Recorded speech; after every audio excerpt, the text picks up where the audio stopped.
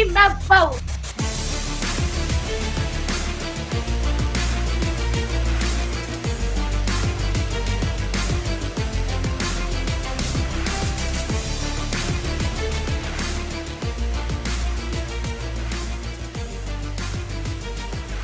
Court is in session with Ryan in Sacktown on If You Don't Like That. Now, Ryan in Sacktown. Oh, must be Rhino.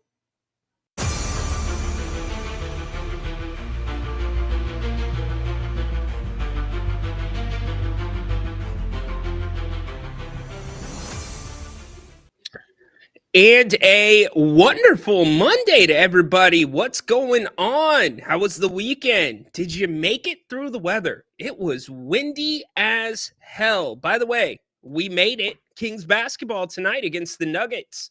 We'll talk about it. The NBA Cup. I'm not paying attention. Are you? NFL, ton of stuff going on there. The Niners, we can continue that conversation as well. We've got a jam-packed day, by the way. I told you at the end of the show on Friday that we were going to be all over it today, and we are. It's not just the King's Court. I am kicking off the first of 5 shows. That's right, 5 shows. 4 o'clock, Grant's going to be here for open forum, and then we've got all of the game day coverage coming up for you, so make sure set a few minutes aside to spend them with us today. We're looking forward to it. Let's get into it on a Monday. Court is in session. Grant and Ryan break it down. It's Sacktown, we're the crown. Needs to be more aggressive on the offensive end, but this is the kind of Williams, the D-line. Bucks, goodbye. Oh, if you don't like that, you don't like. Give me a hell yeah! I could do a little hell yeah coming off of that weekend. What's up? Our share the word about the show, by the way. Would really appreciate it. Appreciate everybody that's here already, getting you ready for Kings and Nuggets tonight. You saw the title of the show. Midterms begin tonight with the Denver Nuggets. Good team. Not going to say a great team. A good team rolling into the G1C, a perennial contender, champion, Jokic, playing out of his mind here and there. But the Kings, winners of 3 and 4, won 3 in a row. Can they get a game over 500? It's been a lot of news over the weekend. I wouldn't say, well, for some, it was news. I'll put it that way. For others, it was just a confirmation of what we've known about this team trying to improve itself. But they get some more time under their belt in the practice facility, which is good. And tonight they rolled out with one surprise. Not necessarily a good surprise. You remember Kevin Huerter kind of doing this with the shoulder at New Orleans, rolling that around? Yeah, well, he has a slight sprain of the AC joint in his shoulder. And if anybody's ever sprained your AC joint, that hurts like a mofo. That happened to me one time, and I was out for a good 6 weeks. So he is doubtful to play tonight, meaning the Kings bench is going to be a little bit thinner. As we know, Trey Lyles a little closer, but not close enough. He will not be suiting up for the Kings tonight. So we'll get into that. We'll talk about Denver as well. The Western Conference Warriors making some moves. I talked about the NBA Cup at the beginning. Yeah. What did you expect? What did you expect out of that? And it kind of brings up a good question. The TNT crew was talking about this, and I think it's a fun one, actually. It's like, out of the NBA teams, which teams are best set up for the Cup? Meaning, which teams are better in a one-game sample size? What team are you going to take, or what pair of stars are you going to take to win one game? Not a series, one game. I thought that was an interesting conversation. I believe it was Kenny that was saying, yeah, taking the Bucks between Giannis and Dame just for one game. They can't win a series, but if it's a one-game thing, they can get it done. So that was fun. But OKC and Milwaukee will be in the finals. And why the hell are these games so spread out? Do they really need 3 days off in Vegas? Do they?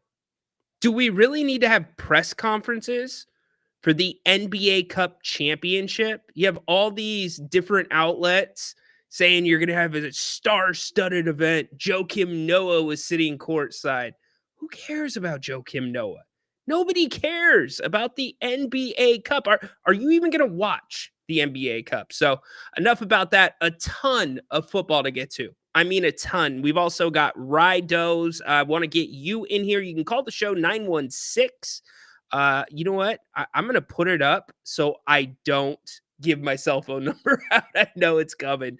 916-822-9485. That is the Al hotline. You are more than welcome to use it as well. Would love to hear from you. You can also call using Restream. You can scan the QR code that is on the screen. And then obviously the chat, get involved. Love to hear from you. We can get into the heating up trade talks. ESPN Plus released an article with 10 teams looking to make a move. There's not any big surprises in that article. Mark, my man, Mark Graves, he called this Dennis Schroeder move to Golden State. So good job by him. Good job, Mark. The Kings trade market. We can talk about it. I had the honor of meeting some Kings fans over the weekend at different times. And it was really interesting talking to them because they all had different takes on the team. Because when I meet Kings fans, if they know what I do and they're familiar with the show and the podcast or any of the programming on If You Don't Like That, I like to listen more than I talk when I'm meeting somebody because I want to hear what all of you think. People that don't always hop in the chat but may watch on a day-to-day basis. And I thought that was it was a different sample size. It was all spread out about where this team stands and where people think the problems are with the team. But it was really cool meeting some of you if you happen to be watching. So thank you. Appreciate you. And all of you in the chat, as always, appreciate everybody. Michael Vick, possibly to Sac State. What are we talking about here? By the way, we're brought to you by Bennett's West Side Grill in Rockland. Make sure that you go give them some love at Bennett'sRestaurants.com. Anybody make it out this weekend for brunch? Anybody? Let me know. Would love to know. You know what? We're going to talk a little Rome here on the back end of the show, too. Major announcement from Jim Rome that actually somewhat affects this show. So we'll get to it in a little bit. Let's get to your comments. So I want to get you mixed in. What do you want to talk about? Yes, my Seahawks got absolutely ran off Lumen Field last night. Yes, I put a tweet out that said the next 5 minutes is going to be a really long 5 minutes for Green Bay fan, referring to the last 5 minutes of the game, because that's been kind of a haunted house. Sorry, not haunted horse, a haunted house for Green Bay. Going into Lumen Field, used to be CenturyLink. There's some weird things that have happened there. And Green Bay dominated the football game last night. And then Seahawks get a touchdown in the fourth quarter, and you're thinking, uh-oh. Could it be coming? Are the Seahawks going to pull something out of their tails? Sam Howell, backup quarterbacks in. And no, they didn't. They threw a pick. Green Bay scores again. Easiest 5 minutes of the game for Green Bay. But think about how many weird things have happened to them. The NFC Championship game, where Russ had thrown like 4 or 5 picks, and the Seahawks come back to win. They get that funky onside kick. You guys remember? You remember what I'm talking about? The Packers player where the ball just went straight through his hands. I felt, as a Seahawks fan, I felt bad for the man. I felt awful for the man, because then the Seahawks went on to get to overtime, win the game ultimately, and go to the Super Bowl and lose to the Patriots. But then you had the whole call on Monday Night Football when you had the replacement officials where it was clearly an interception in the end zone. I mean, clearly a catch by Golden Tate in the end zone as time expired. And the Seahawks won that game with the scab officials. So that's why I was like, Green Bay fan, you do not want to have, you want this clock to run out as quickly as possible. So, in regards to the NFL, what's everybody thinking? You had the massive showdown between the Lions and the Bills. Got some thoughts on that, especially Jim Nantz and Tony Romo. It is a Rido Monday, so we'll be mixing in a few of those. If you watch Saturday night's main event this weekend, we might even get to a couple of those. I think Adam might be at Disney World right now because his girl, Chelsea Green, won the championship. So Mike Vick possibly to Sac State. As the coach, Alberto? As the coach. Interesting. Tristan, what's up, dude? How you doing? My buddy Frank. Frank, what's up, man? How are you? Love me some Frank. Dennis, let's go. What's an NBA Cup? I don't know. What is an NBA Cup? Come on. It's so stupid. It's targeted towards the global audience. It's what it is. It's targeted towards the global audience. I don't think, and by the way, playing both of the semis on the same day, I get it because you want to make sure both teams have equal rest, but they're running it like, I don't know, the Final Four, and it doesn't work with NBA teams. It just doesn't. You've got like a weird start time, at least for the West Coast. What was it? It was, I want to say like 2:30 start time West Coast for the first game. Milwaukee. Yeah, it's weird. I'm not going to be watching it, but we'll see. Yeah, Mike Vick, assistant coach, should be Braun Breaker. Braun Breaker, huh? Interesting. Holla at your ooze. Yeah, I don't know if I want to holler at Braun Breaker. I don't know if I want him anywhere near Sacramento, dude. Gotta break your ass in half. What's up, Frank? Who should be the Kings trade, or who should the Kings trade for, in your opinion? Well, funny that you asked. We've got a segment coming up on that here in a little bit. You thought this show was canceled. Now, why would this show be canceled? Is that because other people want to invade my time slot? You know, I've been in this 2:00 time slot for almost a year now. I didn't realize I was such a threat. Might as well get this out of the way. But our guy, Jim Rome, check this out. Romy is moving his show to noon to 3 Pacific. Meaning, Romy, your competition, man. I can't contribute anything more to your show. You're the competition. I didn't get a call, Rome, asking if I had a problem with you overlapping an hour into this show. But all right, Romy, all good. It's good. We'll see when the ratings come out. We'll see. No, I'm just kidding. Cool for Rome. Really good stuff for him. Makes sense. He's moving to Westwood 1. Talk is Rich Eisen is going to be sliding into the morning slot on Infinity. So there you go. Wanted to give Romy some love. Congratulations. He is killing this whole reinvention thing and his brand. Damn it, Jim. I just wish it was 5-6 years earlier. That's the only thing, Romy. You're late to the party, but you're sure as hell bringing the fire and the grind. So good job, Jimmy. It is going to be an adjustment for a lot of people. That 9 to 12 o'clock spot of the day for many people here on the West Coast, that's Rome time. So really different. The West Coast is going to find out what it's like for the East Coast, and the East Coast is now going to have Rome running into their evening. So anyways, is what it is. Jim, congratulations. Know you'll probably never see this. Love you. Happy holidays. Hope it goes well. So anyways, back to the show. I'm sure that's what Haunted Horse was talking about. Sac State will be giving away puppies on entrance. Yeah, you know, BJ. Damn! BJ, producer, what do you think? No, not a great success. BJ, they're going to give away puppies. Come on, man. Come on, Adam. think the Kings should go all in and stop. No. Not Brandon Ingram. It would not work. It wouldn't. And even if it would work on the court, that guy misses so much time to injury, so much time.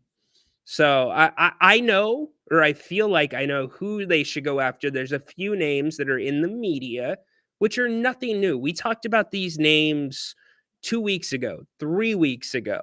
Same names that the Kings have been looking at since the NBA draft this last year, and in one of the names cases for like the last 2 years. But I think John Collins. Now, here's another name, and I was not as high on this name at first. But now that I'm reading the ESPN Plus article and I'm thinking about it a little bit more, and I'm rolling back in my head all the times that Jerry Reynolds has said this guy would be perfect here. I really like this guy. Jerry Reynolds knows his hoops. He really likes Bobby Portis. In Milwaukee, might be trying to part with Bobby Portis. Would Bobby Portis be a fit? And I think what's really funny here, too, is with the reports over the weekend that the Kings are shopping Kevin Huerter, that they're shopping Trey Lyles. We knew that. We knew that. They've been shopping Kevin since last season. Now, Trey Lyles, it doesn't take a genius to know, if you're familiar with his contract status, that he runs out at the end of the year. This is the last year on Trey's contract. And I would be shocked if the Kings brought Trey back for another contract. I don't think that's going to happen. He has missed a ton of time over the last season and a half. So get what you can if he is an appealing piece. But Kevin Huerter and Trey Lyles, that's not going to move the needle for teams. It's not. You got to have something else there. And with Kevin Huerter likely out tonight, listed as doubtful, who's it going to be? Who's going to have to? We know Keon's going to have to step up, but who is it going to be? Remember, this bench is by committee, especially now that Kevin is out. So we'll get to it in a little bit. Coach Brown talked about it yesterday. I want to play some sound from that as well. Did anybody hear Tony Romo yesterday doing the Bills in the Lions game? Did anybody catch Tony Romo's moan during the game? It was so awkward. I tried to find it anywhere. YouTube couldn't find it. X couldn't find it. This guy let out a full-on moan, like he was watching something he shouldn't have been watching while doing the game. It was the most bizarre thing, and just add it to the list of Tony Romo moments while calling a game. They're endless. They are absolutely endless. Some NFL team out there, please go hire Tony Romo. Go give that guy a job. It's what he wants to do. Oh, Jim.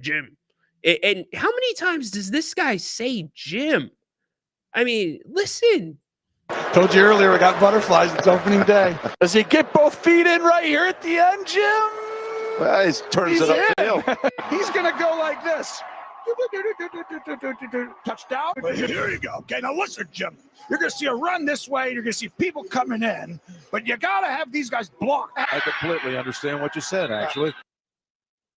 Tony Romo, if you need him. That was an awkward moment. Ingram, damaged goods. Yes, Romy is moving. Haunted Horse was wondering if that would change my show. No, it does not.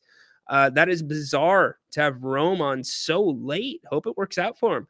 Well, again, evolution. Dude's got his fast channel. Romy's doing his fast channel stuff. And, he's got a lot of competition at 9 a.m. There's a lot of competition at that time. You've got Pat McAfee. You got Rich Eisen, I believe. Who else do you have going? So it makes sense. I get it. Not that Romy's scared of competition. But if I think about Romy's audience, and we're not going to turn this into a Jim Rome show, but if I think about Romy's audience, I think a lot of it, I think he has more West Coast than East Coast. That's my opinion. I don't know. I don't see the numbers. So for the West Coast, I don't think it's a huge deal. I don't know. Everyone loves puppies. Yes. Puppies. Yeah, I get it. By the way, if you're going to go get a puppy or you're going to get a kitten, go to the shelter. Please go to the shelter. Do that. It's so much better than buying a purebred. There's a lot of pets out there. I'm doing my Bob Barker right now, but there's a lot of pets out there that need good homes. In fact, our son, Horse, knows this because we've been talking about it on the show. So if you've been paying attention, you know it as well. Our son really wants a cat. And when our dog is no longer here, we are going to probably get him a couple of cats. Now, the difference is he wants that cat now. It ain't happening. Our dog's 100 pounds. Our dog will eat that cat as a freaking appetizer. But what my son can do if he wants to be around cats is go volunteer at a shelter. We can go volunteer at a shelter. Why not? So that's what we're going to do in the interim so he can be around cats. See? Everybody wins. Dennis, it's like recycled garbage with all the names. There's nothing new. Yeah. Told you. And that's why it's just like, I said it when we had this talk, but I think it was last week. If the Kings make a move, it's going to come out of nowhere. I would be shocked if it's a Cam Johnson. I would be shocked if it's a Kyle Kuzma. Monty keeps that stuff close to the vest. Andrew says Bobby Portis would be perfect. The question is, how much would Bobby Portis cost you? What would you have to give up? BJ likes Collins, especially if he comes off the bench. Yeah, that's what it would be. You bring him off the bench. It's what you absolutely do. And my worry when it comes to John Collins is the fact that you are trading with Danny Ainge. That is what my principal worry is. You're trading with Danny Ainge. That dude usually wins the trades when he engages. Let's see. Love all the comments, by the way. Keep them coming. Yo, checking in from Seattle. What's up, David? David, are you guys bummed out about yesterday up there? Or did you see it coming? Gino, man. Gino's run in Seattle has been great. I think Gino, let's get off the Ridos for the moment. We are talking a little NFL. We'll get you ready for the Kings and the Nuggets. We've got audio from yesterday with Mike Brown. Want to get to that as well. But Gino, he's done something that a lot of people think that he couldn't do. And that's be a... is it fair to call him a franchise quarterback? It's what he's been for the last 3-4 years. The problem is he's thrown so many red zone interceptions, and the trend continued yesterday, and the Seahawks could not stop the Packers run game. Josh Jacobs ran all over the Seahawks, not to mention the pass rush got home so damn much. But what I was going to say is Gino has allowed other guys, I think, to get opportunities, second opportunities in the NFL, and they're flourishing. Sam Darnold, Baker Mayfield, a lot of guys that people thought were going to become backups. So I love the Seahawks. I love Gino's story, but it is time to move on. It is time to get a different quarterback. Got to. High cheek Bones Rhino looking sexier and younger. Adam checking you out. High cheek. What are you talking about, BJ? Same cheeks. Same cheeks. A little bit tired. My dog last night. Oh. Has anybody ever heard of doggy dementia? Doggy dementia. There is such a thing. And yeah, Gordo the dog, he's getting a ton of run right now. That dog he had me up at about 3 a.m. You know, like when something wakes you up to where you jump and it's go time. You're ready to go. Like you think somebody's breaking into the house. There was that loud of a boom last night that made me jump up, and it was the dog trying to get comfortable against our French doors. So the doors were going choo, choo, choo, choo, choo, choo. And so I jumped up and now I'm awake, and it's like, crap, it's 3 in the morning. I know I'm usually up early getting ready for whatever we're doing that day, but waking up like that to a jump, it's not a good feeling. And so, yeah, that dog's killing me. Botox, how'd you know, Chili Dog? Chili Dog, you nailed it. I got Botox right in my cheeks, dude. Is that where they put the Botox, by the way? Just asking. Mike Brown, by the way, let's get to the Kings. Kings and the Nuggets tonight. That is why we're here. Frank, you know what? We're going to talk Niners here in a little bit. I have got some thoughts on them. By the way, what about these guys continuing to drop the ball before they get over the goal line? Will it ever stop? Will it ever stop? Horse has 2 rescue cats. Love it. Frank, not ignoring your questions about the center and backups and trades. I will get to that. We're gonna do a whole segment on it, especially when Mike talks about the bench. Yeah, bench mob by committee. That is what we're gonna get to. Frank says CJ McCollum. He's on the trade block. Yeah, I don't look. If there's one thing we've learned from Malik Monk, let's bring you back here since we've got the Kings and the Nugs tonight. You know, the Kings are 3-2 in the last 5 against Denver. They have actually been playing Denver very, very well. So Domantas Sabonis and Jokic, when they get together, it's like 2 superstars just going, just meeting right in the middle. It's almost like at times they cancel each other out because their games are so similar. Now, around those guys, that's usually where the game is won. Who's going to have the bigger game? Who's going to do the little things? Denver's dinged up. The Kings are dinged up as well. Back to your point really quick about CJ. One thing we've learned with Malik Monk in the starting lineup is this. This Kings team needs a true point guard. They need a creator. If the Kings had a creator who was a little bit physical as well, a guy that can offensive rebound, like I know they're not out there growing on trees, but a Josh Hart type, somebody like that, that would be excellent. Now, CJ is great at what he does, awesome shooter, but he's a ball stopper. You've already got enough of those guards on this team, so I don't know if CJ necessarily works. Now, depending on what you give up, if you lose one of those guys, then maybe, but I look at the age there. I don't think you want this team to get any older unless it's on a really short contract. And CJ, to me, that makes the team significantly older. If your 2 upgrades are DeMar DeRozan and CJ McCollum, to me, that's like, okay, we got to win now. And the Kings are already, in my opinion, in win now mode. But like your window was like maybe this, now it's like this. Because those guys are definitely heading towards the twilight of their careers.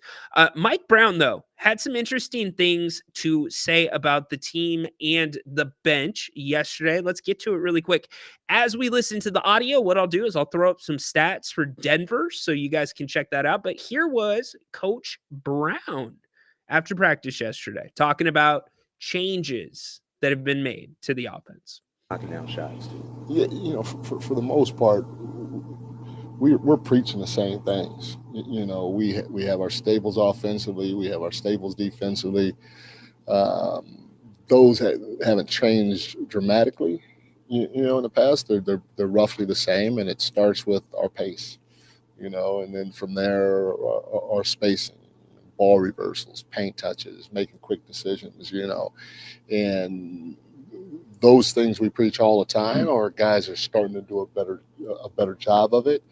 But again, in fairness to them, you know, we also had different lineups out there. You know, I said in the preseason, we just played out of our early flow, and I'm getting to learn the team with DeMar. DeMar's getting to learn the team. The guys getting to learn him. So there's some factors that, that are taking time to get to the level we want to be at with them. And I still think we have room to grow, but hopefully we'll take more steps forward than backwards as time goes on. But I caution everybody, we're still going to take some steps backwards. It's not going to be smooth sailing just because we've won 3 out of 4 or whatever we won. We got a long way to go still. They do have a long way to go. Don't disagree with that whatsoever, but you don't have a lot of time to make that long trip, Mike. So the stumbles can be there, but they need to be in the right spots. For instance, you can't struggle at home against Detroit on the 26th. Can't happen. Got to be a win. Got to take care of your business. Could you stumble tonight? Probably. Not a terrible loss. The 2 Lakers games coming up after that, those are the games. These 2 Lakers games, these 3 games, that's why I said the Kings midterms begin tonight. The next 3 games will determine. They will 100% determine, in my opinion, what this team is going to be the rest of the way. What I mean by that is this team going to be contending somewhere between 6, 7, and 8?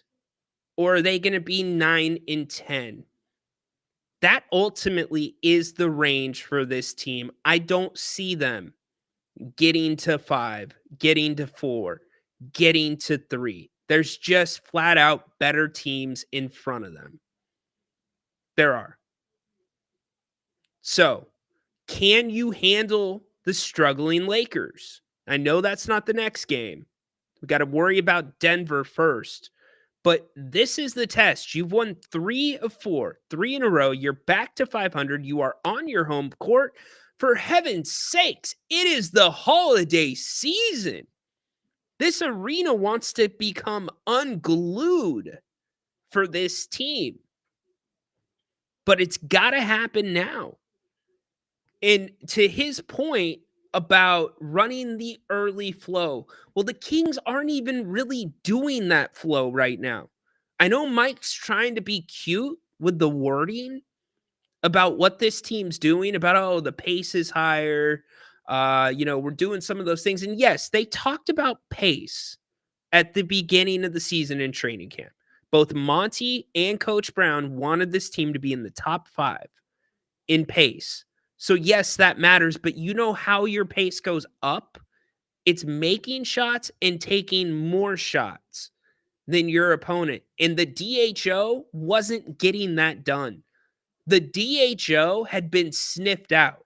The DHO barely had any coals left in the fire, and the Kings were still running it. With Malik Monk in the starting lineup, he is now taking some of that creating that was being asked of Keegan, being asked of Kevin, touch the paint, spray the ball. Well, guess what? Just even getting those guys to touch the paint on their own, because they're not natural creators, that's a big ask. Malik's assist to turnover ratio continues to rise. It's 4.7 assists to 1.3 turnovers. He is almost at a 4-to-1 assist to turnover rate. And last time I checked, he was 16th in the NBA. The Kings are running more pick and roll. They're getting quicker shots. They're getting better shots. And that is why the pace is up. So call it what you want to call it. That was the biggest adjustment. It's not Malik in the starting lineup. It is what they are doing on the floor with Malik in the starting lineup. So the other big question looming around this team is defense. Defense, defense, defense. We all know Jordi Fernandez was the associate head coach before he took off for Brooklyn. By the way, Jordi coached such a good game when he came in here with Brooklyn. But now it's Luke Laux. handling the defense. A lot of people, some of those Kings fans I talked to this weekend knew it. I was impressed. One of the guys was like, yeah, the strong side defender. He knew exactly what he was talking about. Even he sees that the strong side defender is leaving their player that they're guarding to help the man that's guarding ball. And so Coach Brown asked a little bit more about the defense, the adjustments there, and what's going on. His answer, let me know what you think about it. Tell me in the chat. Also, call the show 916-822-9485, or you can click the link in the chat or scan the QR code. Here's Coach Brown again. Yeah, there's a lot, and that's why I don't ever want to say it's the players, it's the players, it's the players, because it's not. It's me too, and it is what it is. But we lost an experienced coach in Jordy Fernandez that ran our defense, and Luke Laux is in charge of our defense now. This is the first time he's ever been on the front of the bench. He's a younger coach. This is the first time that he's been with a team where he's known as a coach too. Before this, he was in the front office and he was a player development coach before coming to Sacramento.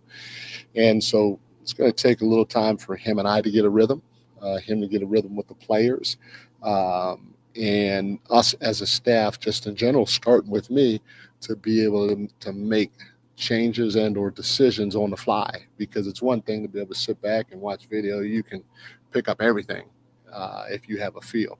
When you sit back and watch video, it's another thing to where when the action is live and trying to make adjustments while trying to make rotations and figuring out what you're going to do offensively. And this guy's in foul trouble, so I got to make a change here, or we got to think about this for the second half. So there's a lot of decisions going on, and our staff, my staff, Jay, Luke, Doug, and all the guys behind the bench, they're growing just like the players are growing, and they're doing a fantastic job. And I'm on them just as hard as I am on the players, because we all have to be accountable for our success and failures, although it starts and ends with me. I'm going to take that on. So at the end of the day, when it comes to in-game adjustments, do we have a better feel today of what we're going to do as a staff than 2 months ago? Yeah.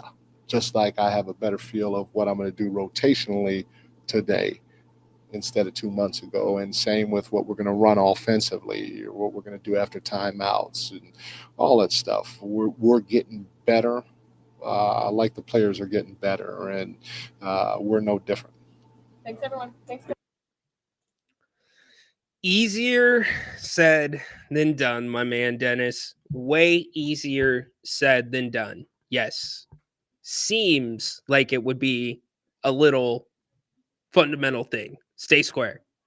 Easier said than done. That New Orleans game, just absolutely. I went back and watched it. That New Orleans game, even though the Kings won, like I said, all that mattered was you got out of that building with a victory. But my goodness, the on-ball defense, everyone. Now, there were some good moments in the second half. I'm talking mostly about the first half. And then the fourth quarter, it got away from them again.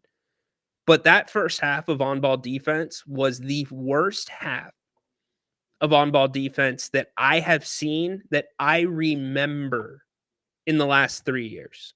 It was that bad. And it's why teams like New Orleans pose such a threat to the Kings. I said it last week. There are a handful of teams that are in the top 5 right now in the Western Conference that I would rather see the Kings play in a 7-game series than New Orleans as they sit today.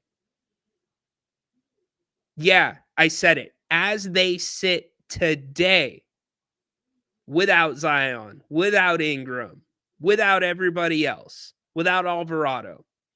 Because 1 through 5 there can put the ball on the court. And that is a nightmare for the Kings. So do the Kings have a better idea of what they're doing rotationally? I don't quite know if that's the case. We talked a lot last week about running the bench through committee, especially the center position. Now with Kevin Herter likely out tonight with the AC sprain, who do you turn to? We know it's going to be Keon Ellis. Keon is going to have to play some major minutes tonight. But what's going to happen beyond that, Coach Brown? Again, it's one of those things we got to find it, and we got to find it by committee. It may not be one guy. Kevin's been playing well for us, even when he hasn't quote unquote shot the ball well. He's done a lot of little things at his size that have impacted the game the right way. So we just got to find it by committee. It may be one guy for 3-minute stretch and then another guy for a 2-minute stretch. And, again, guys going to get opportunities. And, if I'm behind Kevin, I'm going to try to come in and play hard, see where the chips fall, and take advantage of any opportunity that's given to me. So the Nuggets bench, not nearly what it was, Donald, but still decent. They're missing some pieces. They lost Dorian Finney-Smith. That was a big loss for them. Or excuse me, not Dorian Finney-Smith. I'm thinking trade market. Caldwell Pope. That was a big loss for Denver. Their number one pick, who was expected to be in the rotation, tore his Achilles in Summer League. So it's much better than the Kings. It's more polished than the Kings, but not what it used to be. So they still have the advantage. Now, Christian Brown, he is, if we're going to go over the injury report, we can go over it really quick. Jamal Murray is likely going to play. He is probable. Same thing for Christian Brown.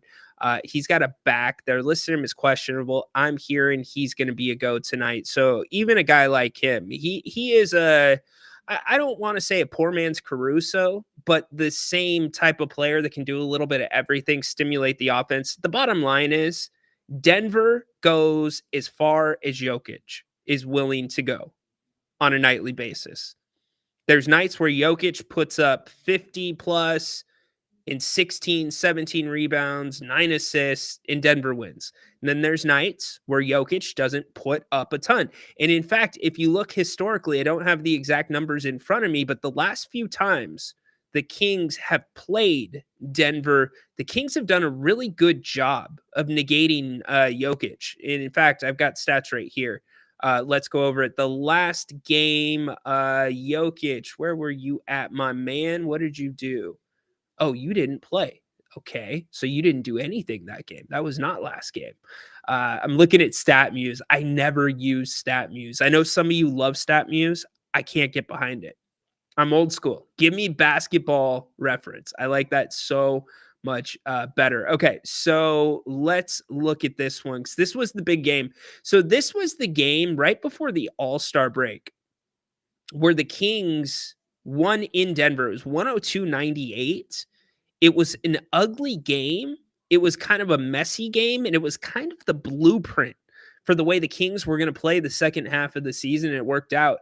But as I look at what Jokic did in that game, it was not a ton. He played 39 minutes. He had 15 points, 5 rebounds, 8 assists. That's been kind of the common line for the most part, or at least last year it was against the Kings. They did a really good job. I don't know if it's just because of the matchup with Sabonis, because they're so familiar. They both play a little bit out on the perimeter, but both can play inside. They both distribute.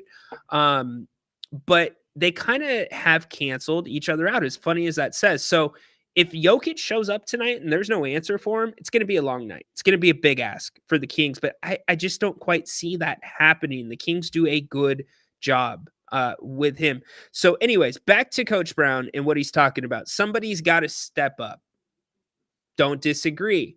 Here's what we know. Kevin Herter, Keon Ellis, they're locked into minutes. Those two are going to get minutes. Beyond that, we have no idea what it's going to look like. Now, what I can tell you is there's one guy that has been playing a little bit better in spurts, and it's Colby Jones. This is a guy that I was extremely critical of in the offseason. Even in training camp, I thought Colby looked like he had regressed. He has been decent. Now, I'm not looking at him so much on the offensive end as I'm looking at him on the defensive end. His defense has been better Mike was right. And Mike's going to talk about this in a second. His body has grown a little bit more of an NBA body. Now, I'm not going to go quite to where Coach Brown goes, but he's the coach. I'm not. If that's what he sees, good enough. But Colby has been able to guard the ball decently and has been a very good help defender over the last few games when he gets in there. So here's what Coach had to say. And obviously, it's the tip of the hat that tonight, Colby Jones is going to have to be the guy. Like needs to be cleaned up. What I'm thinking with Kobe is he just has to get comfortable because he's shown on the G League level that he can shoot it to a certain degree, he can score it. But on our level, he's starting to show he can have, excuse me, he can touch the paint and spray it. He's a pretty good defender with strength. He's taken a couple of guys have driven at him and put that back shoulder in him. A lot of times you guys see it with Keegan a lot. When Keegan puts his back shoulder into you, you're stumbling. And it's not a foul. It's just that's how strong and big he is. And Kobe can take that back shoulder hit from most guards and not fold. Still be able to take the hit and step slide and then contest. And so at his size, strength, and athleticism, you like what he does defensively, especially when it's guarding the basketball. You like the fact that at times, because it's going to happen when he gets beat, he still finds a way to impact the play. He's had a couple of blocks from behind a couple of times when he's gotten beat. He attacks the offensive glass. Every single time the shot goes up, he's come up with a couple of offensive rebounds. Gets after loose balls. He will run. So there's some things that you like about Colby as a young player, and you just hope that when he has an opportunity, he can, again, when I say do those things at a high level, I'm not talking about be the best or be perfect, but try to execute those things while playing harder than anybody else, and then if he's open, he's got to let it go and let it go with confidence. So I will say this about Colby. I've been really impressed with what he's done in Stockton. I think that he has stepped up his game significantly down there. His confidence in Stockton is much greater. He plays a different role down there. He's kind of one of the guys in Stockton that the team goes to. And he's shown the ability this year in Stockton more to be able to make the fundamental plays, be able to make I call them the pedestrian plays, even though they're not necessarily pedestrian, but they're the plays that you are expected to make in the NBA, the plays that you are not expected to have the ball ripped away from you, the plays that should be in everybody's repertoire if you are getting minutes in the NBA.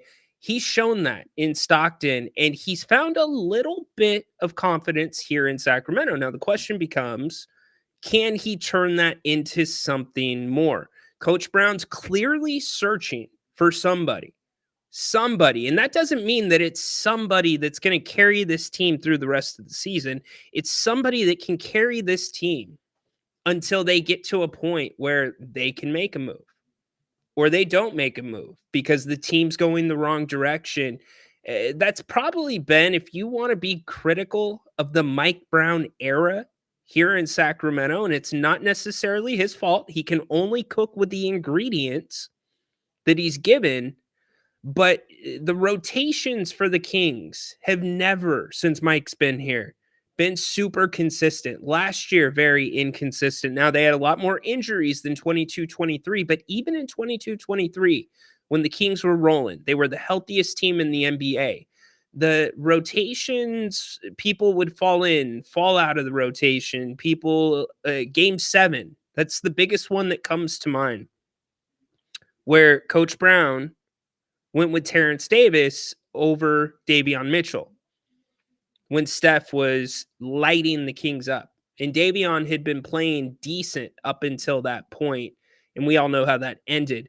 But what I'm saying is, I think Coach is just yelling out, just give me something that I can have that I know I can count on.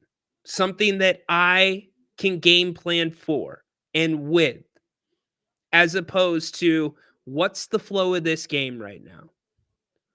Okay, what's this guy doing? What's that guy doing? You see how Coach Brown does the rotations, and I know it's not Coach Brown alone, it's the coaching staff, but in terms of Fox, in terms of Monk, Sabonis, all those guys know when they're going in and going out. Period. End of story. They know when their rests are coming.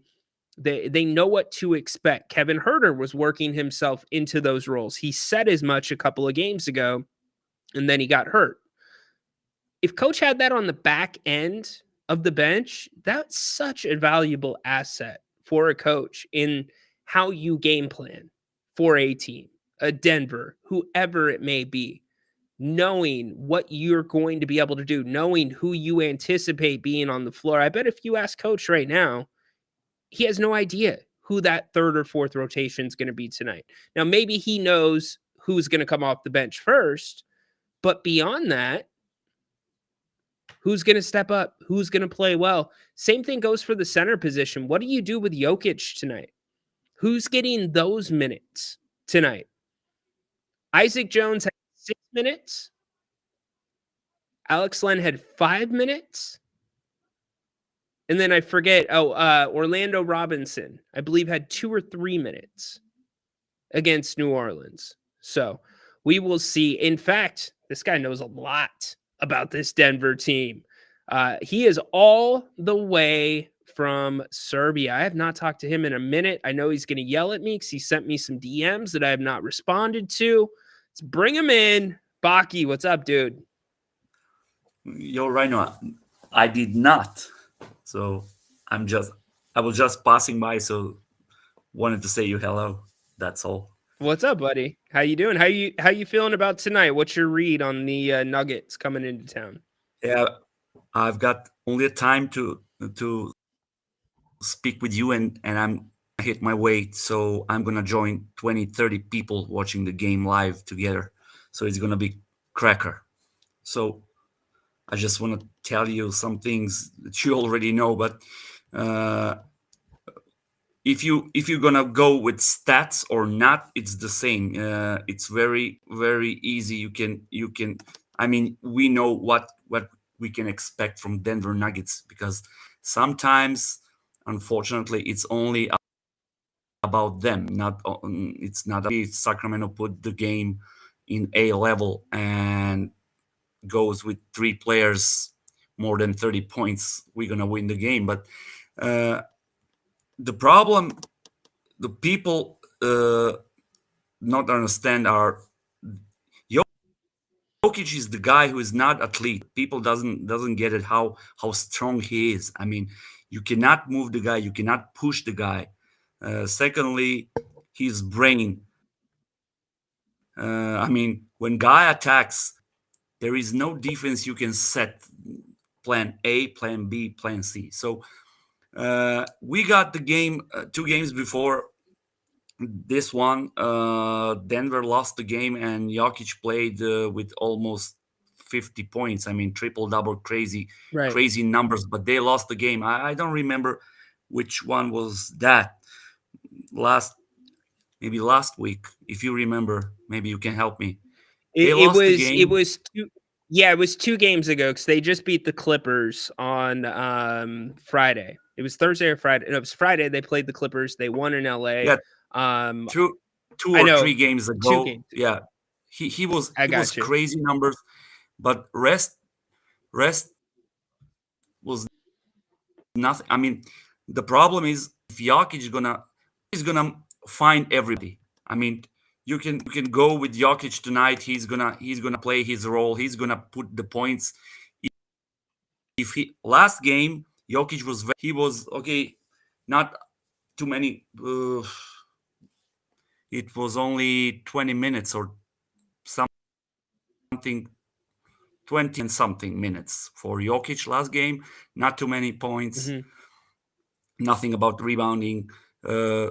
Not assisting at all. So the problem is if he scores his points, the things that Kings is that Jokic always find the guy who is free. He's gonna find Brown. He's gonna find Right. Murray. He's gonna find Westbrook. He's gonna find Porter Jr. So if those guys put the number 3, you're dumb. So I mean, you're gonna stick. There is nothing about doubling Jokic. I mean, do you think sometimes you have some of them helping Jokic? Do you find doubling Jokic is doing any good to any team? What do you think? Mm, it depends, Baki. I don't I think mean, it does. To be normally 90% you're doubling the guy who is point guard or something like all-star behind, starting to double behind the line. But if I, you're gonna I double the guy inside the paint, I don't know what tactics that can bring to advantage. I don't know what to do. Okay, everybody is trying to find solution how to guard against Denver when Jokic has the, because the guy right. puts the ball and he's very tall, body above. That's the difference. So if his view of the game is crazy. I mean, he's reading the defense as well. He's reading your offense as well. So okay, we're gonna So find very so to me, with interesting. so the game that he had a big game, it was at Washington where they lost. He had Yeah, 56. that's But right. That's right. so the key to me for Jokic, and I think the Kings have done a really good job at this, it's not the double. And I think that's where teams get in trouble. They double him too early because he's too good of a passer. He's like Luka. I liken it to what Boston did against Luka in game 1 and 2 of the NBA Finals last year, or earlier Yeah. this year, technically last season, where the double comes late and it's basically a read, right? But you have to throw different looks at Jokic. You can't let him get comfortable because he's too smart of a basketball player. If he starts to sniff and get an idea of what your game plan is, he's going to pick it apart. So you've got to throw different players at him, different rotations, just constant different looks, whether that's a little bit of zone, whether that's switching out. 'Cause you're going to have Sabonis on him tonight. At some point, you'll probably have a little bit of Keegan on him tonight. Hell, you might even throw a little bit of Jay Crowder on Jokic tonight just to push him around or try to push him around. So look, there's no plan and there's no strategy to stop Jokic. That's why he's the player that he is. It's just about trying to slow them up a little bit because they're the number 1 team in the NBA in assists. They move the ball, which is a little bit encouraging to me, Baki, because it's not so much off the dribble. They're good at moving the ball around. So hopefully the Kings can navigate that a little bit better because the on-ball defense is the biggest problem. The biggest reason I called is if we go back previous 2 or 3 seasons, you're gonna see that Denver crushed all the teams in the NBA, but Sacramento was not the one. If you agree, so even if they win the game against us, it was very. I mean, it was a great games, even though we won some of the games, we lost maybe 1 or 2, but it was a great game. So Jokic is not that comfortable against the Kings like I agree. he's with other teams. So which is very good for us. But it's very interesting to. So I'm looking forward to see what kind of defense the team has to that kind of passes all around. I mean, everything is in Jokic's assists. If you can minimize his assist knowledge, I mean, to 4, 5, 6 assists, maybe under the triple double, maybe we got the chance. But tonight, Jokic big game. If he goes like, and you have Porter, is he gonna shoot like last 2 games? Man, I don't know. Then We'll see. you need 3 of our guys. You need to be excellent tonight. Maybe Yep. DeRozan, Sabonis, and Fox. Maybe Malik. The 3 biggest out of thing 4. Yeah, the biggest thing when teams have success with Denver, it's because they dictate the pace and they don't let Denver dictate the pace, because Denver's one of those teams that's going to make you work on both ends of the court. So that can make you get away from that running mentality, and that's why you got to make shots. But I agree, you're going to have some big nights from the Kings tonight. So hey, You appreciate the mentioned call, dude. Oh, go ahead. only one thing. You mentioned maybe in some situations you're gonna have Keegan Murray guarding Jokic. If I'm Coach Brown, I would be very aggressive if I'm Keegan Murray to Jokic. Okay, put some fouls, go 5 into third quarter, no problem. But put the strength on Jokic, put the hands and slam some balls, slam the hands, whatever. Just stop the rhythm. Stop the rhythm of Jokic. If you are gonna guard him, this is the job you're gonna do. That's all. Indeed. Well said, dude. How's Tedora feeling? Is she feeling better? Hey, thank you very much. She is great. Awesome. All right. Send her my best. Good seeing you as always, buddy. We're gonna see it All together. right. Okay. Thanks. See you tonight, brother. Baki killing it all the way from Serbia. Good to hear from Baki. Yeah, this is not a game. This is not an Orlando Robinson game. This is not the time to play Orlando Robinson. This should 100% be Alex Len tonight coming off the bench for the Kings. And definitely, I would feel comfortable with Isaac in this one. A lot more comfortable than I do Orlando in this one, but we will see. We will see. Baki always brings it. Good stuff. Furious, what's up? Fast starts, always the key for the Kings. They are Herder Keegan. What do you mean, Herder Keegan? Is that a new player? Are we merging two together? Herder Keegan? Herder Keegan. The Kings played very well against the Nuggets last season. They did. I agree. 3-2 in the last 5 against the Nuggets. That win that they got in Denver was huge going into the All-Star break. That was a huge win. It showed the fan base and maybe showed the team that they could win playing ugly. Good teams win ugly games. And it was also a game that was low scoring. It was not done offensively. At the end of the year last year, the Kings games, their game plan, it was a race to 100. If you got to 100 points first, you were winning that game. It was old school basketball. If the Kings scored 115 in the second half of the season, that was a guaranteed win most nights for the Kings. And that's what kind of kicked it off. Yeah, Jokic ain't joking. The Joker ain't joking. Damn. Come on, Furious. Come on. What did I do? What did I do? Purple face crying. Okay. Donald hits the nail on the head. Make Jokic put the ball on the court. He does not like doing that. I agree. That spot up 3, he will make his mind up before the ball comes to him that he's pulling a 3. And here's the other number to watch for tonight. The Nuggets are 30th in the NBA, 30th in three-point attempts. They only take 30.5 a game. Can the Kings keep the Nuggets to 30.5 three-point attempts tonight? That's going to be huge. If Denver shoots 45 threes, that's likely because they are knocking them down at a high clip, which means it is going to be a problem for the Kings. The Kings traditionally have guarded the 3 ball well against Denver. We will see tonight as we get closer. Again, 7 o'clock tip-off at the G1C. Don't forget, just here in under an hour, Mr. Napier, the principal, the man of If You Don't Like That, will be here live for Open Forum. Make sure you join him. Be talking football. Also, Kings tonight, everything over the weekend. Travis Hunter wins the Heisman.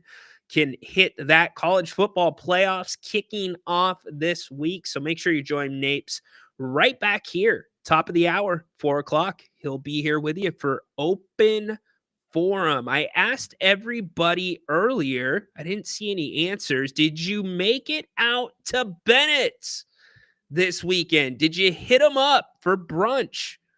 I was by Bennett's a couple of times this weekend. I did not make it, though. Had a really busy weekend. But I can tell you the parking lot was packed.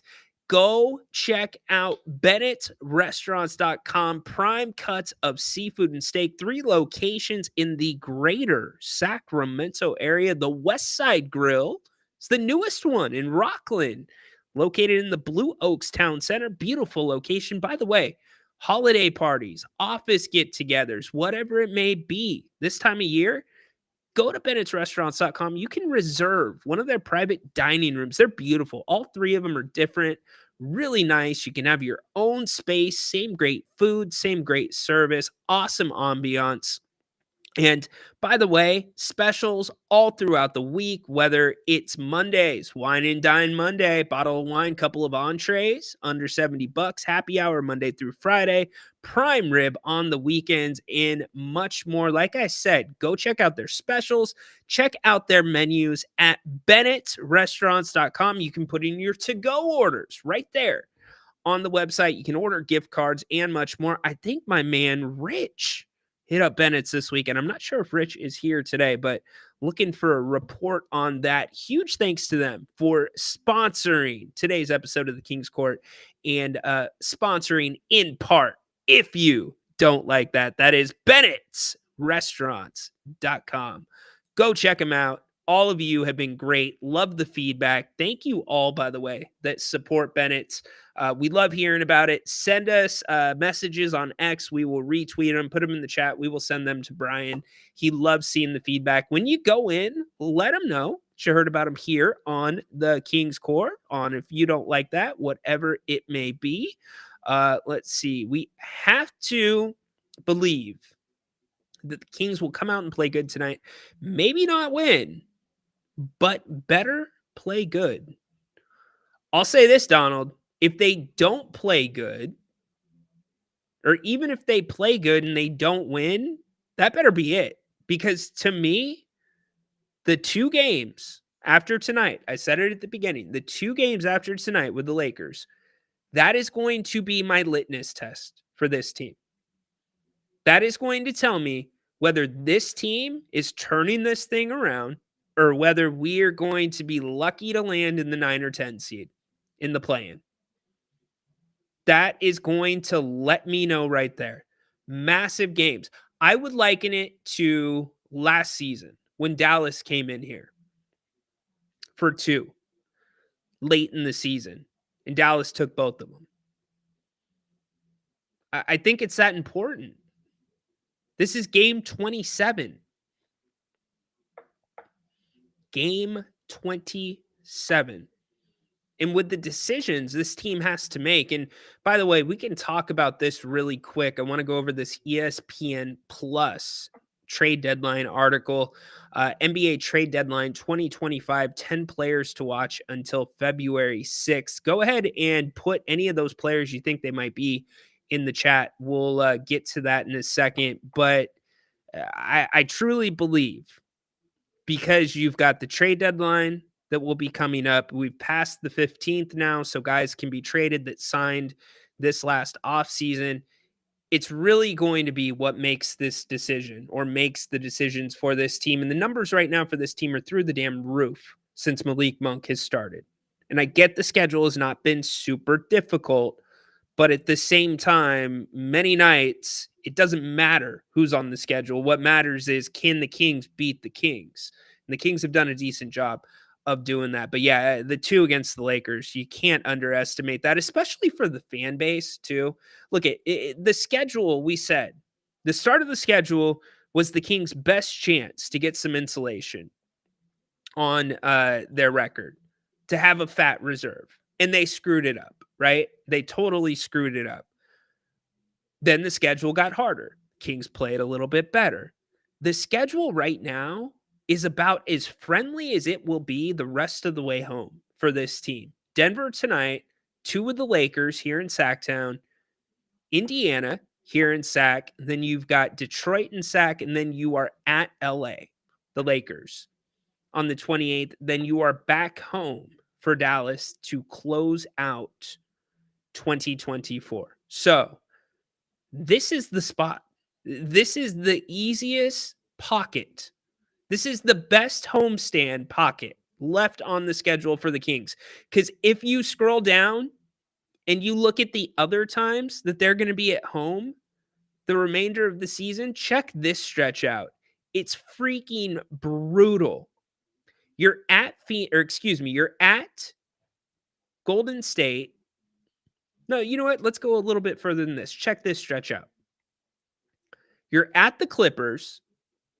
You're at home, or I shouldn't say at a second time, at the Clippers, home versus the Knicks. Then you're at Golden State. You're at Phoenix. And then listen to this homestand. Memphis, Cleveland, Chicago, Milwaukee, Boston, and then Oklahoma City. Let me repeat that homestand. Memphis, Cleveland, Chicago, Milwaukee, Boston, Oklahoma City. By the way, Boston and Oklahoma City, that's a back-to-back. So as I bring you back to what the Kings have in front of them right now, Denver, Lakers, Pacers, Detroit, that's your homestand. This is the litmus test. This is the midterm if this team is going to be contending for a playoff spot and not a play-in spot. Starts tonight with Denver. Now, I'm kind of with you. If you're going to drop one, this is the one. You can't drop either of the two against the Lakers. I know you're kidding right now. I know you're kidding. You are not doing that, Wolf. Come on, Wolf. No yeet, my man. Yeet! No yeet. All easy games, no problem. When have easy games been easy for the Kings, Wolf? Don't put that in the ether, Wolf. Come on, Wolf. Don't put that in the ether right now. Come on. Greg, on a side note, Sac State considering to hire Mike Vick is the next head coach. By the way, hold on. Before we get to this Mike Vick stuff, can we talk about something really quick? Y'all remember this Sac 12 push, right? For the Hornets to get into the Pac-12? You remember when I said UC Davis would be better fit right now to make a move to a different conference? I said the Mountain West would probably be the jump for Sac State, but I said even still with the Mountain West, UC Davis is probably better fit for the Mountain West. They've been on the path a little bit longer, playing some of the bigger Division I teams in Sac State. And now football is excluded from this. I want to make this clear. Football is excluded from this, but the other sports at UC Davis are joining the Mountain West, and Sac State is not. So Sac State has got to continue planning their program and going through the growing pains organically. They have to, like Davis has. I love what they're doing. You got to just go through it naturally. You've got to get your ass kicked. You've got to play those games for money where you fly across the country and you get on national TV, even if it's a Tuesday night football game. You got to do it before you make those jumps. It's a natural progression. It does not work. You can't throw $50 million in an NIL fund and build a stadium and think you are ready to compete. So while I appreciate the people that put in the work to do in the path that Sac State's on, it makes all the sense in the world that Davis is moving into the Mountain West. That had not been mentioned on this show yet. Now, back to Sac State. I don't know what Michael Vick has been doing in terms of football coaching. I have no idea. Has he been in the coach game? Cool. If that's the case, awesome. I don't have a problem with Michael Vick. If you're looking for a reaction from me because of what happened with Michael Vick in his past, here's my take. He paid his debt to society. He served his time. I believe in second chances for people that have done it the right way. people that have brought things full circle. So if Michael Vick is coaching football and Sac State's interested in him and he's qualified and his resume is as good as the next person that they might be interviewing, then what's happened in the past with him, I don't care. I don't. Maybe you guys feel different. Everybody has a different opinion when it comes to things like that. Obviously, what happened with him and the Dogs, horrendous. Horrendous. Disgusting. But he's paid his debt. So, Mike Vick to Sac State. So Mike Vick's coaching football, huh? Where is he coaching right now? Anybody that's in the chat, let me know. I have no idea. I did not know about that. Let's get to the NBA article really quick, and then we are going to adjourn because you got Grant coming up here at 4 o'clock. Again, make sure you join him back. And then tonight, we've got full coverage of the Kings and the Nuggets. Man, it's been a while since we've had game day coverage. 6:15 pregame show. Be here. Yours truly. We will go much more into depth with the matchup tonight, give you some ideas about the game plan, give you my keys to the game. Also, we will take your calls as well. And then, as always, the one, the only, Mr. Jerry Reynolds joins us at halftime. Can't wait to see Mr. Jim Bob Bully, holy moly, whatever you want to call him. I don't know. I was trying to rhyme something. Didn't work. Yeah, producer, what's that? Yeah. I deserve that. But yes, Jerry's going to be here with us. Can't wait to catch up with him. We'll talk about the first 24 minutes of the Kings and the Nuggets and the flagship, the post game right after Kings Nuggets. Grant and I will be here together taking your calls, hopefully talking about another beam. Another beam. That would be nice. So let's wrap up with some trade talks really quick, since the different names that have been floating around Sacramento are coming back around again. I have not changed where I stand on Kevin Huerter possibly leaving. I don't change where I've stood on Trey Lyles. Everything's the same when it comes to Kyle Kuzma. I think it's a bad idea. But here's the different names that are reportedly on the market or could be on the market, according to ESPN Plus and Bobby Marks, who I respect a lot. Bobby Marks knows what he's doing and understands NBA front offices. Zach LaVine. We knew about Zach LaVine. No surprise there. Brandon Ingram. No surprise there. Zion Williamson? Zion, huh? Interesting. The next 3 seasons set to make $394.4 million, 442.2, and 44.9. Interesting. Now, Bobby's saying the next 3 seasons, 39.4, 42.2, and 44.9 are currently non-guaranteed.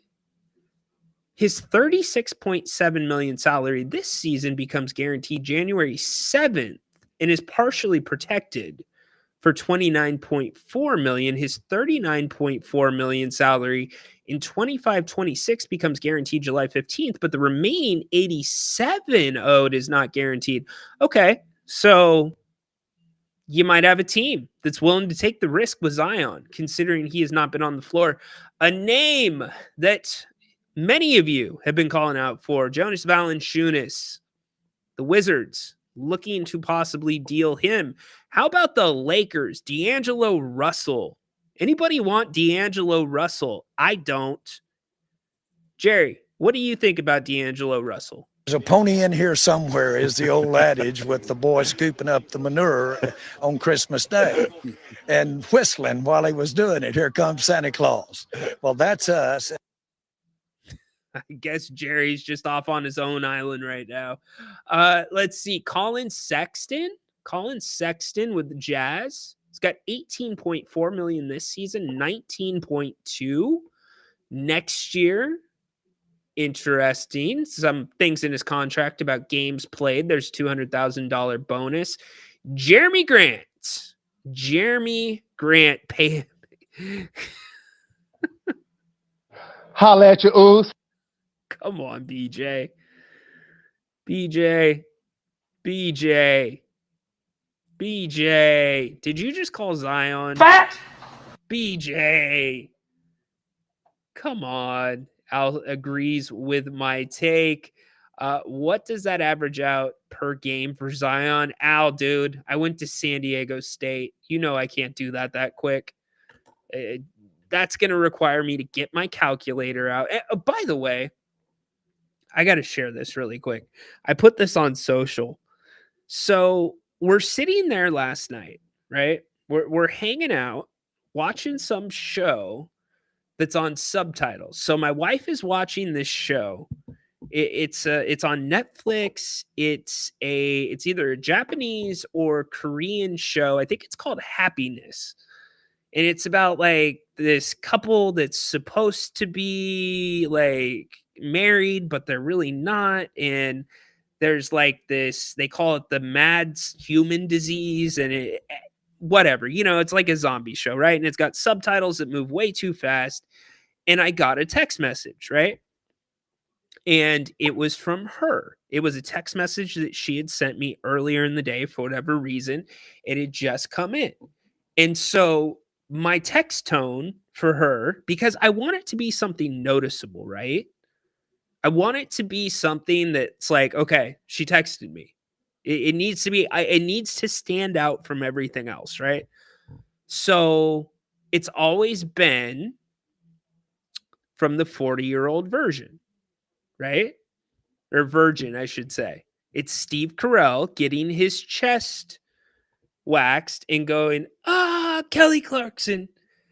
And it's the first time that my wife had ever heard her text tone on my phone. Next thing I know, her and my son figured out a way to record my wife's voice and use it as a text tone. So now when my wife texts me, it's Ryan. And it's her doing it. It was well played. I don't know how to feel about it, but good job by her. That was pretty funny. I'm like looking around. I'm like, what the hell just happened? Dorian Finney-Smith. Yeah, that's a name that's been thrown around. I don't agree. I agree, dude. Good stuff. Really good stuff. Pops Premium Meat Market in Oak Grove used to be a sponsor here on this show. They have got some great Korean short ribs. Scary. Yeah, no, it's kind of weird having your wife yell at you when she's not with you. Ryan. It's on social media. You guys can go see it for yourselves. All right, Jeremy Grant. We've hit that one before. 160 million left on, or no, excuse me. He's got 29.7 this year. He signed his big contract last year, 160 million. Bobby Portis. That's the name that I think might be a good possibility for this team. 12.6 million this season. 13.4 million player option for 25-26. Now, he is eligible, by the way. Here's the big thing. He's eligible, and I don't know if you'd want to do this with Portis's age, right? But he's eligible to sign a 4-year, $81 million extension. Well, why is that important? Here's why it's important. If the Kings were to trade for him, the Kings could do that deal. They could do that extension, and it would not go against the cap. They could go over because they would be signing their own free agent if he was a Sacramento King. So that matters as well. That'll be a question we ask Jerry. Want to get an idea of that. And then last name, Mitchell Robinson for the New York Knicks. Patrick, the Mitchell's kind of in nowhere or no man's land right now with the Knicks. Other players to watch: Clint Capella, Ben Simmons, Dorian Finney-Smith, Max Kleber, Malik Beasley, Jonathan Kuminga. The Warriors are not giving up Kuminga. You saw that with the whole deal about Cam Johnson and Dennis Schroeder. Caleb Martin, KJ Martin, Grayson Allen. I don't think the Kings need Grayson Allen. Josh Okogie. I like that one. I think Josh Okogie would not be bad. Yusuf Nurkic, Robert Williams III, Bruce Brown, Jordan Clarkson, John Collins, Kyle Kuzma, and Malcolm Brogdon. So that rounds it out per ESPN Plus. There you go. John Collins is my number one. John Collins is a perfect fit for this team right now. But what would you have to give up for John Collins? We'll have that conversation tomorrow. Kings and the Nuggets tonight. Again, we've got full coverage, but before any of that, Grant is here with you at 4 o'clock. Make sure you come back and join him for Open Forum Monday. We didn't get to any NFL. I wanted to talk about the Niners. Damn it. Wanted to hit that. Also, had some other ridos. Jesse Ventura. What a nightmare at Saturday night's main event. Oh boy, Jesse Ventura had a bad night at Saturday night's main event. Guess these are going to have to wait. And also, these guys dropping the football before the goal line happened twice yesterday. Again. Anyways, we'll let Grant handle those. Make sure you come back just in about 30 minutes. Grant will be here taking you from about 4 to 4:30 with Open Forum, talking tonight's game and talking NFL and whatever y'all want to talk about. You can call the show, hit him up. Thank you all so much for being here with me today. We've got a full night of coverage for you. Kings and the Nuggets kicking off with pregame right here on If You Don't Like That, 6:15, halftime with Jerry Reynolds, and postgame, Grant and I wrap it up tonight. Go Kings. Light the damn beam. Midterms start tonight. Stay the hell away from Levine. Court is dismissed.